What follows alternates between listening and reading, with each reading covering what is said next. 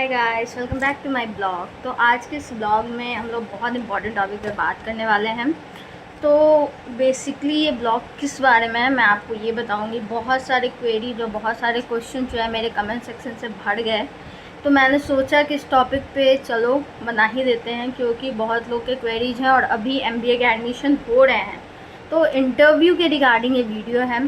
बहुत सारे क्वेश्चन मुझे पूछ रहे थे कि क्या क्वेश्चन आएंगे इंटरव्यू में, और मुझसे इंस्टाग्राम, लिंक्डइन सब जगह लोग कनेक्ट हो रहे थे। मुझे ये देख के काफ़ी अच्छा लगा कि लोग जो है वो मुझसे कनेक्ट हो रहे हैं। सो गाइस, ये जो वीडियो है पार्टिकुलर सिर्फ जीएल बजाज के लिए नहीं है, सारे अदर कॉलेजेस के लिए, क्योंकि हमें पता है कि इंटरव्यू जो है, पर्सनल इंटरव्यू अब जो है वो बहुत इंपॉर्टेंट हो गया है। अब सारे कॉलेजेस एडमिशन लेने से पहले पर्सनल इंटरव्यू लेते हैं। तो ये जो मैं क्वेश्चन बताऊंगी वो सिर्फ एप्लीकेबल आपके जीएल बजाज के लिए नहीं, बल्कि ग्रेटर नोएडा के सारे कॉलेजेस के लिए। सारे कॉलेजेस में इस टाइप के क्वेश्चन पूछते हैं।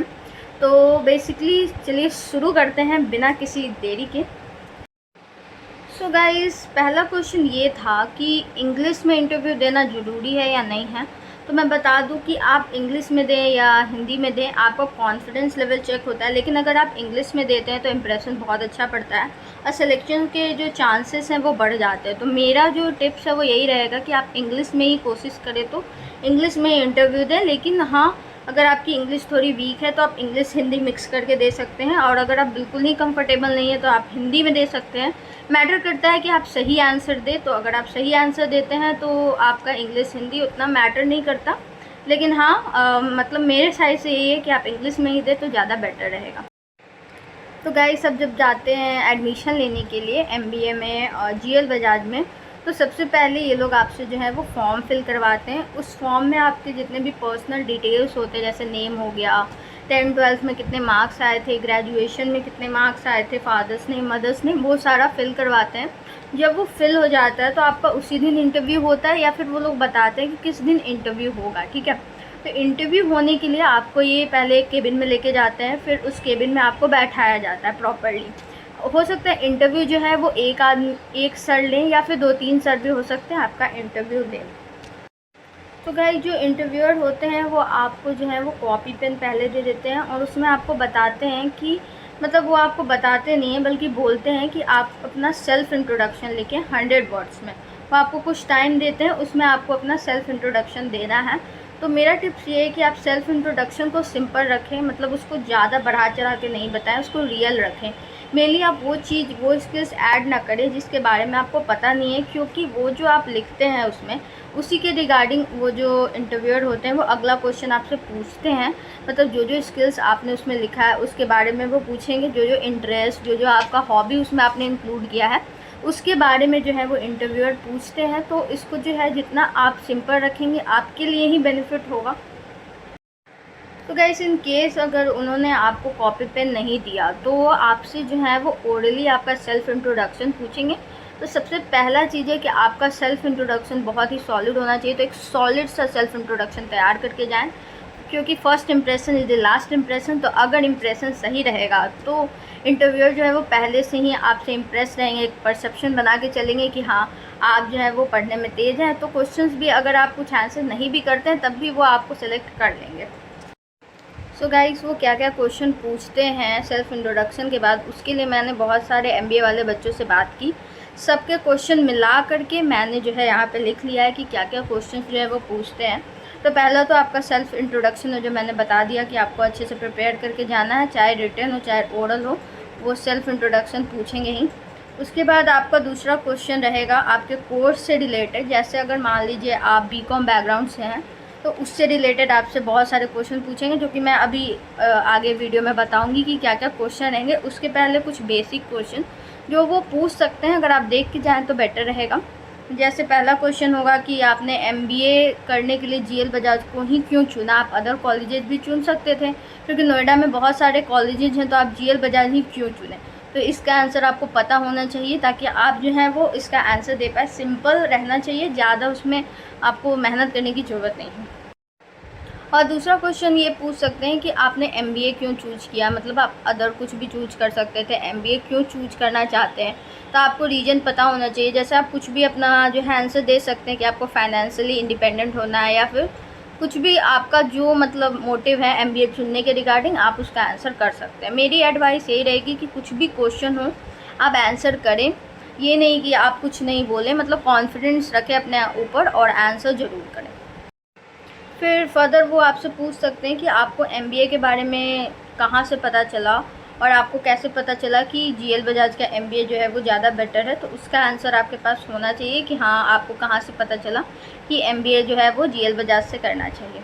ज़्यादा लंबा वो करेंगे नहीं, फ्यूचर गोल्स आपका पूछ सकते हैं, आपके हॉबीज़, आपके इंटरेस्ट और जो है सब्जेक्ट से रिलेटेड क्वेश्चन ही रहेंगे ज़्यादा से ज़्यादा, और कुछ नहीं रहेगा। तो मैं सब्जेक्ट से रिलेटेड जो क्वेश्चन है उस पर ज़्यादा फोकस करूँगी, क्योंकि बेसिक क्वेश्चन तो आप आंसर कर ही देंगे मुझे जहाँ तक लगता है, क्योंकि सारे बच्चों को बेसिक तो आते ही हैं।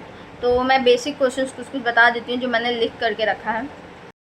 सो गाइज़, अगर आपका बीकॉम बैकग्राउंड है तो क्या क्या क्वेश्चन पूछा जा सकता है। तो अगर आपका बीकॉम बैकग्राउंड है तो आपसे मोस्टली जो है बेसिक क्वेश्चन ही पूछा जाएगा, क्योंकि आप फ्रेशर्स हैं और बीकॉम करके आए हैं, तो आपसे उतना भी ज़्यादा हार्ड क्वेश्चन नहीं पूछा जाएगा। तो आपको बेसिक पता होना चाहिए, जैसे एसेट्स एंड लायबिलिटी क्या होती है, बैलेंस शीट्स क्या होती है, फिर उसके बाद आपको बैलेंस शीट्स के बारे में, फिर अकाउंटिंग इक्वेशन के बारे में पता होना चाहिए।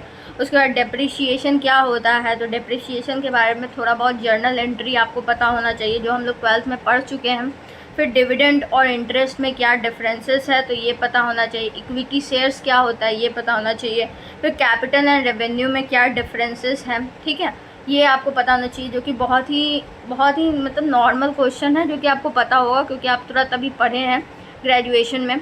उसके बाद आपसे डेबिट क्रेडिट के बारे में पूछ सकता है कि डेबिट क्रेडिट क्या होता है, जो कि अनदर सिंपल क्वेश्चन है।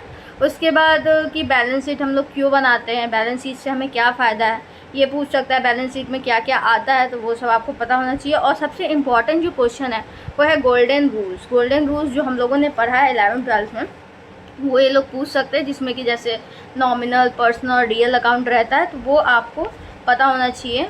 तो सिंपली वो आंसर कर दीजिएगा। उसके बाद और कुछ नहीं, और रेवेन्यू एंड प्रॉफिट में डिफरेंस पता कर लेना। रेवेन्यू और प्रॉफिट दोनों अलग अलग चीज़ें होती है। बहुत ही बेसिक चीज़ जो होती है ना, वो हमें पता होनी चाहिए, जिससे कि क्वेश्चन आती है। जैसे कैश फ्लो स्टेटमेंट है तो उसमें क्या क्या आता है, ऑपरेशन आता है, फाइनेंशियल आता है, तो ये सब आपको पता होना चाहिए। ये सब आपसे पूछेंगे, ज़्यादा टफ ये लोग करेंगे नहीं। और अगर इकोनॉमिक्स से ये लोग क्वेश्चन करते हैं तो बेसिक आपको इन्फ्लेशन पता होना चाहिए, इन्फ्लेशन का टाइप पता होना चाहिए, और इन्फ्लेशन जो है वो कैसे होता है, उसको कैसे कंट्रोल करते हैं, आरबीआई का क्या रोल है, रेपो रेट क्या होता है, ये सब थोड़ा बहुत बेसिक नॉलेज। करंट अफेयर भी अगर आपको पढ़ना है तो थोड़ा सा बेसिक लेकर के चलना है कि अभी रेपो रेट जो है अभी क्या चल रहा है, ये बहुत इंपॉर्टेंट है। और दूसरा चीज़ ये है कि अभी जो है फाइनेंस से रिलेटेड जो भी करंट अफेयर है कि अभी करेंटली कौन लीड कर रहा है फाइनेंस को, तो ये सब चीज़ थोड़ा बहुत अगर आपको पता है तो शॉर्ट है। अगर आप डेली थोड़ा करंट अफेयर वगैरह पढ़ लेंगे तो सही रहेगा। और ज़्यादा कुछ नहीं, डिमांड एंड सप्लाई से ही क्वेश्चन रहेगा, और कुछ ज़्यादा क्वेश्चन नहीं आता है गाइस। मैंने एक फैकल्टी से बात किया और उससे मैंने पता किया कि क्या सिलेक्शन क्राइटेरिया है। तो अगर क्वेश्चन 10 पूछे जा रहे हैं, उसमें से आप 60% भी आंसर कर रहे हैं, तो ये लोग आपको सेलेक्ट कर लेंगे। इस बार जो है बहुत ज़्यादा रिजेक्शन इसलिए हो रहा है क्योंकि बच्चे जो हैं वो बहुत ज़्यादा, सीट बहुत कम है, तो उस हिसाब से सिलेक्शन हो रहा है। और ऐसे एक मैसेज भी आया था मुझे इंस्टा पे, जिन्होंने बताया कि उन्होंने एमबीए का इंटरव्यू दिया और उन्हें रिजेक्ट कर दिया गया। तो गाइस, रिजेक्शन जो है आप उसको उतना भी ज़्यादा मतलब दिल पे ना लें, ठीक है, फिर से मेहनत करेंगे, हो जाएगा, कोई बात नहीं है। लेकिन रिजेक्ट क्यों हो रहे हैं उसका रीज़न ये है कि अभी जैसे एमबीए जो है इस बार थोड़ा सा टफ़ हो गया है। पहले इतना ज़्यादा टफ़ नहीं था, क्योंकि एमबीए जो जीएल बजाज से वो बहुत अच्छा है, बहुत अच्छा प्लेसमेंट है, बहुत अच्छे टीचर्स हैं, तो इस हिसाब से जो है यहाँ का टेस्ट भी उस हिसाब से हार्ड है।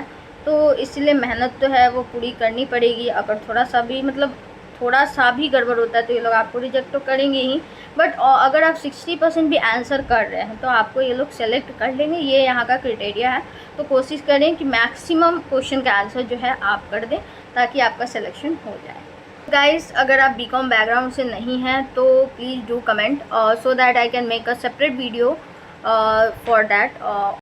सो गाइस, सीट बहुत लिमिटेड है इस बार एमबीए का, ठीक है, 960 ही सीट है। तो अगर आपको एडमिशन लेना है तो प्लीज़ जल्दी से कॉलेज को विजिट करें और जितना जल्दी हो सके सीट को ग्रैब करें। अपॉर्चुनिटी जो है वो बार बार नहीं आती है, तो अगर अपॉर्चुनिटी मिल रही है तो उसको जल्दी से जल्दी जितना जल्दी हो पाए उसको ग्रैब करें और एडमिशन लें। आई जस्ट वॉन्ट टू से ऑल द बेस्ट गाइस। अच्छे से इंटरव्यू देना and don't worry, don't panic, इतने हार्ड क्वेश्चंस नहीं आते। So that's all from my side guys. Thank you for watching and giving me so much of love. आपके comments देख के guys मन खुश हो जाता है कि चलो किसी को तो फ़ायदा हो रहा है वीडियो बनाने से। और thank you so much for watching. और प्लीज़ सब्सक्राइब कर दे क्योंकि आगे जो भी वीडियो जाएंगे वो आपके फ़ायदे के लिए ही होंगे। तो अगर आप सब्सक्राइब करेंगे तो आपको देखने को मिलेगा और आपको उससे नॉलेज भी गेन होगा। तो गाइज़ कमेंट करें अगर कोई भी क्वेरीज है किसी भी चीज़ से रिलेटेड है apart from study also, I will answer. Thank you for watching, bye bye.